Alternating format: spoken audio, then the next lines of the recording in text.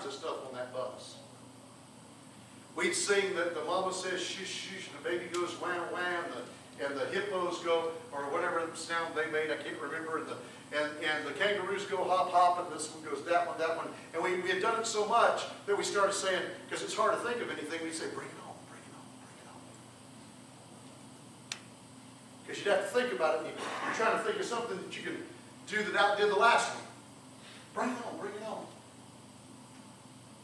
I want to tell the devil sometimes, hey, I don't have to count the cost. God has given me what He has given me. I just say, bring it on, because it doesn't matter. You're not going to fight me. You're going to fight God.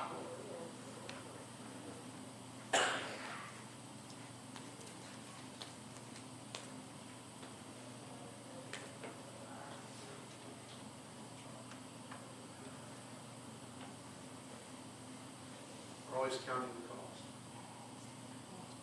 If I was going to build a building, and God told me to build a building, I'd have to make sure that, if you're doing it by financing, we'd have to make sure we have financing in place and that kind of thing.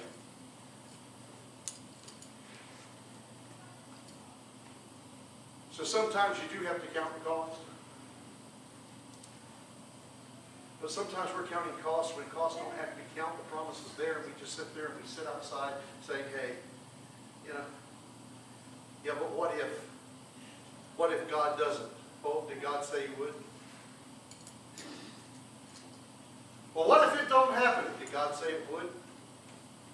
What if they don't get out of the way? Did God say they would?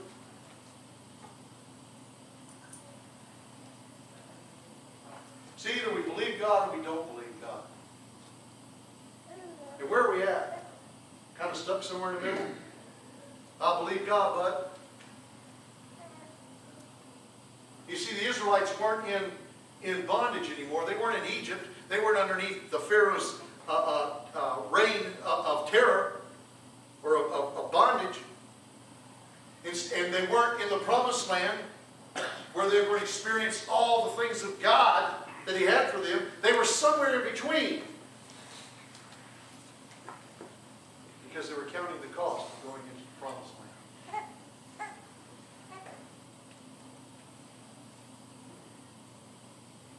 How many of those knows that there are promises for you today? That God has a spiritual promised land for you today that you can walk in. Where you can taste of the sweet of the land and you don't have to pay for it. Well, wait a minute. See, something about honey. Let me just tell you a little bit about honey.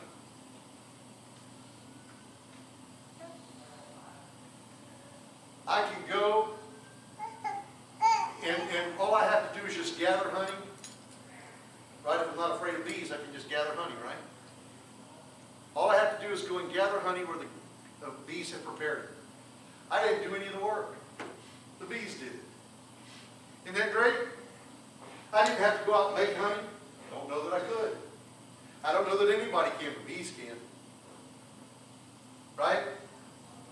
I don't have to go out and make milk. The cows do it for me. Isn't it great? And in this particular place, they didn't even have to plant or care for vineyards. They were already there. They were just going to reap what was there. Somebody else had done the work. See, too many times we think that, hey, the only way God can bless us is that we have to work for it. We have to keep counting the cost of what it's going to cost us. When God starts blessing you, He will bless you beyond what you do. Did you know that?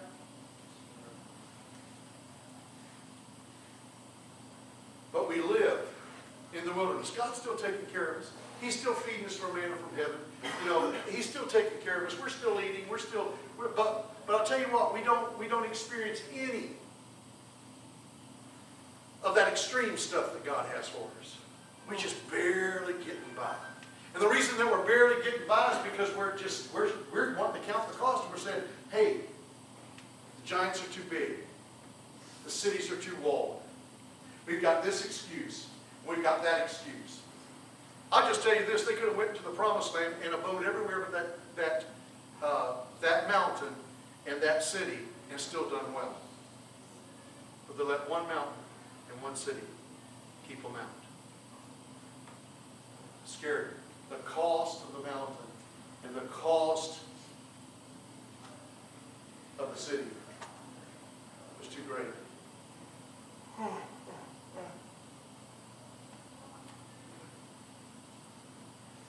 Shout. Shout. Because God said He's giving you the city.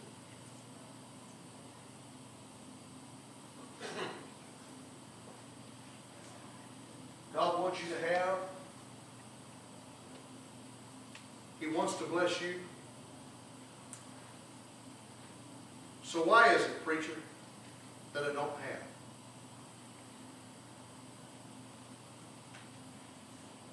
Why is it that the children of Israel wandered in the wilderness for 40 years? Was that the will of God?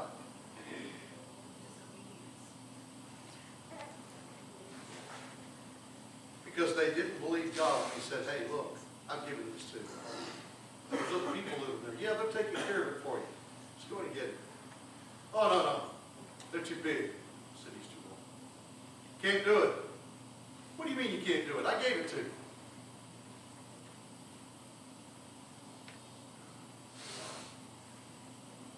Their lease is up.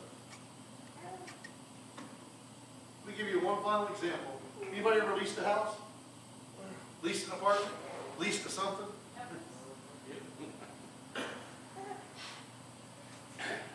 What happens when your lease is up? Can the owner make you move? Sure they can. Well, here's what happened. God gave ownership of this property to the Israelites. The Israelites didn't take ownership. Counted the cost. Hey, I'm not going to do that. It will cost us too much. So they wandered around outside it for a while. The lease was up. In fact, Rahab said, when we heard what God did 40 years ago, our defense was gone. We were ready to move. But y'all didn't come in and take it, so we stayed on for another 40 years.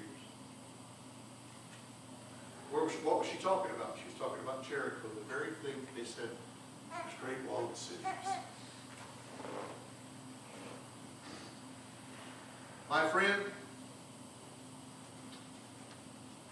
God has promises yet for you to experience. You'll never experience it if you never listen to God. Our theme this month is listen here. Not listen, H-E-R-E, but rather listen, H-E-A-R. Listen, hear what God has to say. We're too busy, as we said last week, going, listen here. I got something I want to say. City's too long, too great, and there's giants that live there. We didn't saw them boogers. They make us look like grasshoppers.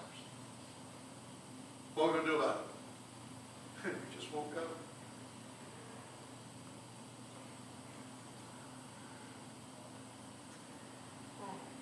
We need people that will listen to what God has to say. Not only listen, when I say listen, I mean obey what God has to say. Listen, if God's speaking to you to get rid of the blender, get rid of the blender. Well, God don't care if I got a blender or not. That's what He said in the video. God doesn't really care about whether I got a blender or not. But Jesus said, I come that you might have life and have it more abundantly. Does God care about us living? Does God care about us having an abundant life? Sure He does. If the blender is going to hinder that, let's get rid of it. Now, the blender can be anything in your life. That's your accountant. Important. Count the cost, and you'll never receive the promises God has for you. Because the cost will always seem too great. Trust the Lord, and He will bring victory into your life. I'd like for us to stand this morning. You have